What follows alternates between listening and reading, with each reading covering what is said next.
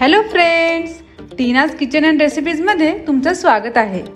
नारळी पौर्णिमा आता जवळ येतेय, त्यासाठी ओल्या नारळाचे विविध पदार्थ घरी केले जातात। तर आज आपण ओल्या नारळाची पोळी कशी करायची ते बघणार आहोत। खायला ही पोळी खूपच अप्रतिम अशी लागते। एकदम खुसखुशीत व खरपूस अशी ही पोळी तयार होते। पोळी करायला पुरणपोळीपेक्षा कमी वेळ लागतो, शिवाय करायलाही अगदी सोपी आहे आणि कोणालाही सहज करता येईल अशी ही रेसिपी आहे। मागच्या व्हिडिओमध्ये मी ओल्या नारळाच्या लाडूची रेसिपी शेअर केलेली आहे आणि त्याची लिंक मी डिस्क्रिप्शन बॉक्समध्ये दिलेली आहे। त्यावर क्लिक करून त्याची रेसिपी तुम्ही बघू शकता। चला तर मग व्हिडिओला सुरुवात करूया। सारण करण्यासाठी आपण घेतलेला आहे 2 कप ओल्या नारळाचा खव, 1 कप गूळ, 1 चमचा वेलची पावडर, 2 ते 3 चमचे मिल्क पावडर, 1 चमचा सुंठ पावडर आणि 2 चमचे साजूक तूप। कणिक भिजवण्यासाठी आपण घेतलेला आहे 2 कप गव्हाचं पीठ, अर्धा कप मैदा आणि चिमूटभर हळद। सर्वात आधी आपण कणिक भिजवून घेणार आहोत। त्यासाठी एका परातीमध्ये गव्हाचं पीठ, मैदा, हळद आणि थोडा चिमूटभर मीठ टाकून ते आधी कोरडं असं मिक्स करून घेणार आहोत। नंतर त्यात पाणी टाकून हे पीठ आपल्याला सैलसर असं भिजवून घ्यायचं आहे। थोडं थोडं पाणी टाकून असं व्यवस्थित हे पीठ आपल्याला भिजवून घ्यायचं आहे। या कणकेला छान रंग येण्यासाठी मी इथे हळद वापरली होती। तुम्हाला आवडत नसेल तर तुम्ही ती स्किप सुद्धा करू शकता। एकदम घट्ट हे कणिक आपल्याला भिजवायचं नाहीये, एकदम सैलसर असं या प्रकारे कणिक आपल्याला भिजवून घ्यायचं आहे। नंतर वरून त्यावर थोडं साजूक तूप लावून थोडं हे आपण असं फिरवून घेऊया। हे कणिक आता भिजवून झालेलं आहे।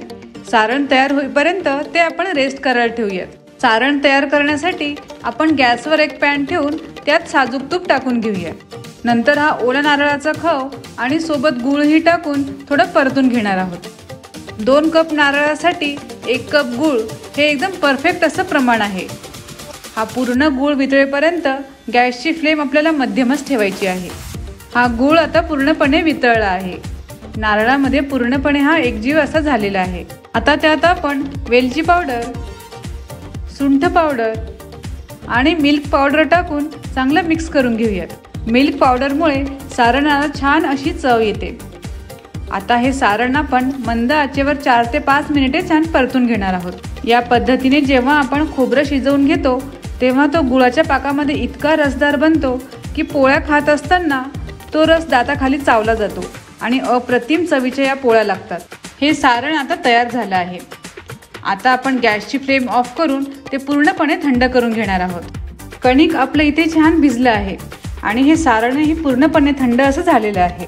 आता आपण कणकेचा एक गोळा करून घेणार आहोत आणि सारणाचाही आपण असा एक गोळा करणार आहोत। या साईजमध्ये आपल्याला दोन्ही गोळे करून घ्यायचे आहेत। आता आपण या कणकेच्या गोळ्याला असा वाटीचा आकार देणार आहोत आणि त्यात हा सारणाचा गोळा टाकून पुरणपोळी जशी करतो त्याप्रमाणेच गोल गोल फिरवत त्याचं तोंड बंद करायचं आहे आणि एक्स्ट्रा कणिक जर वाटत असेल तर ते आपल्याला काढून घ्यायचं आहे आणि हा गोळा कोरड्या कणकेमध्ये घोळून त्याला हाताने थोडं असं प्रेस करायचं आहे, जेणेकरून त्याचं सारण सगळीकडे व्यवस्थितपणे असं पसरेल।